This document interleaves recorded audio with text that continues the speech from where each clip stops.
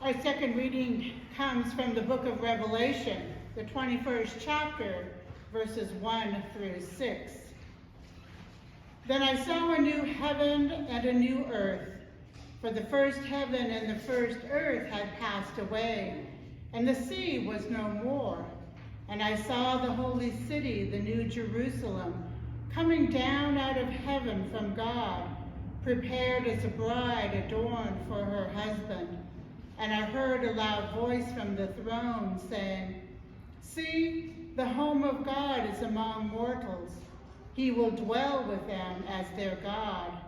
They will be his peoples, and God himself will be with them. He will wipe every tear from their eyes. Death will be no more. Mourning and crying and pain will be no more, for the first things have passed away."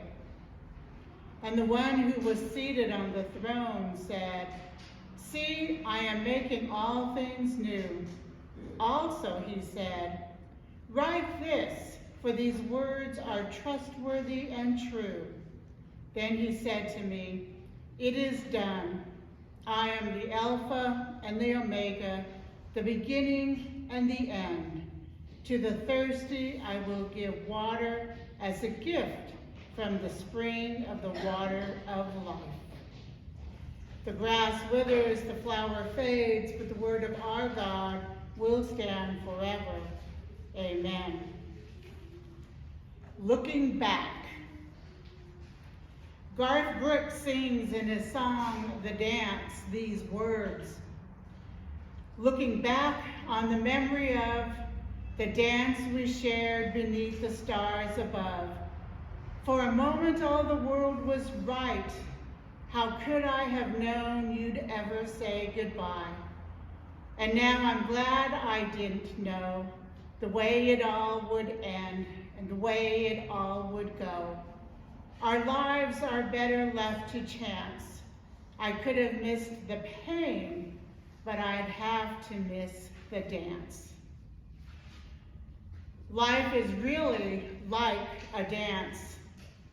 Sometimes it is slow, other times it is fast. It is something you can do alone or with somebody.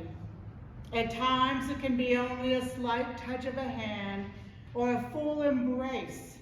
It ebbs and flows with the rhythm of the music. A dance can bring laughter or it can bring tears.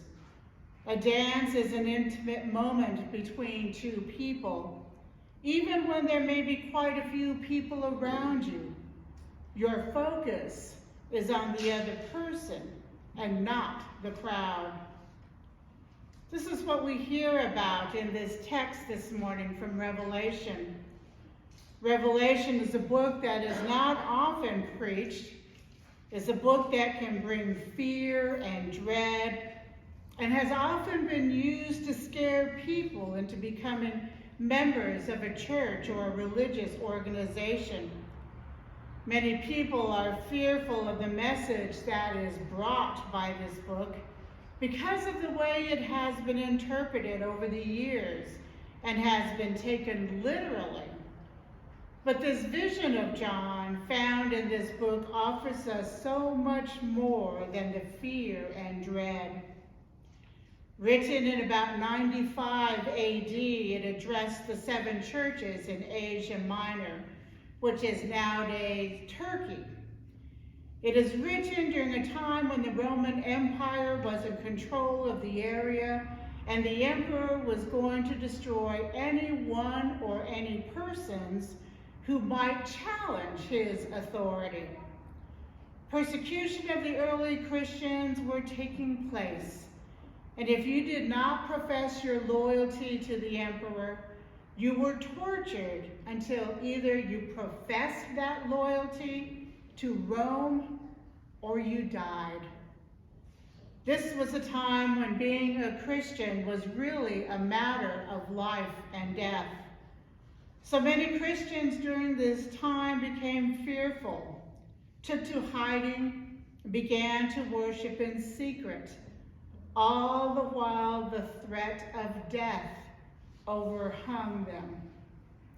John offers these early Christians his vision, which many scholars suggest the imagery found in this book are metaphors for the Roman Empire. The suffering that is taking place is the actual suffering many are feeling. But in this final vision of his, John begins to share with them the new Jerusalem, the new heaven, and the new earth that is coming. God will come and be among God's people. Death will be defeated, and there will be no more pain and suffering. Tears will be dried up, and grief will come to an end. It is in this vision that those early Christians and we find hope. An appropriate reading for this All Saints Sunday worship. All Saints Day is the day in which the church remembers all the saints known and unknown. With the celebration of All Saints, the church looks back to recall with gratitude the lives of its predecessors in the faith, both distant forebearers and those whose lives remain painfully close come to mind as believers reflect on the past. We look to the past as we look to God's future, converting recollection into hope. So we gather this day to remember the saints of this faith community and the saints within our own lives. It has been well over a year of losses that we've grieved, and unfortunately, because of this pandemic, gathering to mourn our community loss, to comfort those who grieve, to share in the remembrances has been limited or non-existent. Some of our losses have been to COVID, while others have died due to accidents, health-related issues, or bodies just worn down by age. But in our faith community, we lost 2 individuals who have now joined the cloud of witnesses that surround us. Cecil Corbett, though he was not a member of Central because he was a pastor, he was part of us. And Mary Astor. Both had long ties to this church. Cecil attending Cook Christian Training School, which was located where the parking garage now stands, attended this church, and Mary was part of the youth group in her growing up years here at Central. They both left Central for periods of time. Cecil serving churches elsewhere. For Mary, life took her on a different path. I remember when Mary joined the church and in our new members class, I asked what her motivation was for joining. She said she knew she didn't always lead the good life and wanted to get back into God's good grace. She wanted to make sure she had enough jewels in her crown that would get her into heaven. But they both knew their time had come. Cecil was not afraid, and my last conversation with him before going into the ICU was for me to somehow, some way, get word out that he was very grateful for everyone's prayers being lifted up for him and his grandson. For Mary, I don't think she was quite ready. When I walked into her room, she was shaking her head as if she were saying no. I kept reminding her of the promise that we find in this Revelation passage. There would be no more suffering. She would be made whole. She would be free from all the machines that she was on. And after a while, she quit shaking her head. I laughed with her, recalling incidences we shared.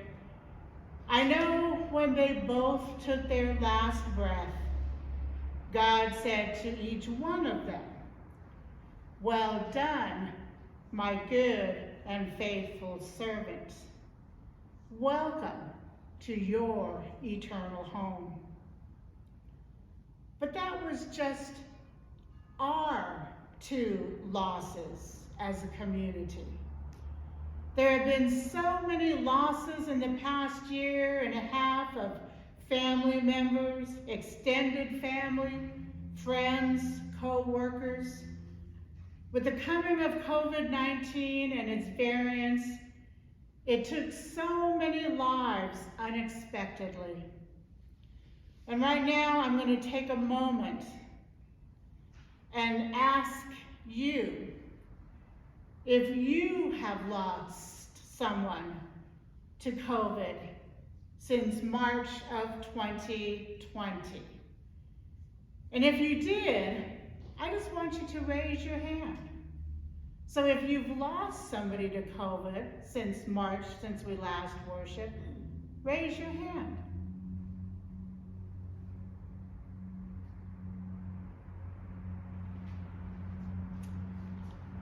I want us to acknowledge them and your loss. So if you are able and willing, I would ask you and invite you to stand and share their names with us. I'll go first. I lost Dale Adakabo, a cousin, Jules Burt, an uncle, Charlene Kodaseet, a cousin, Sheila Sadangi, a cousin. And if you're ready to share your names, raise your hand and I'll call on you. Sharon? Yeah, my cousin-in-law, Peyton Kwan, passed away during that time too. Yeah, he left a son and a wife.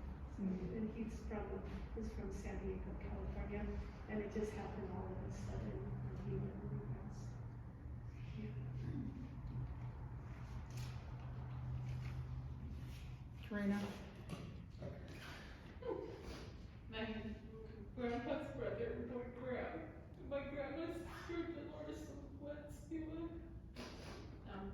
a co-worker, Jesus Armenta, and then extended family, Fredericks Andrews and his mother. I don't remember her name, we called her by her name.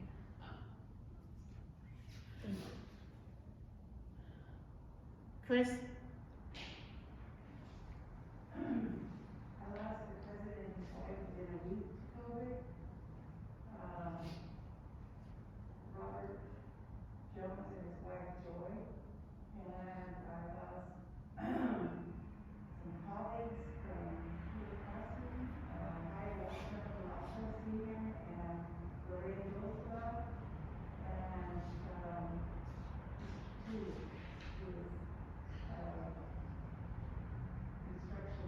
instructional aid for kindergarten. Thank you.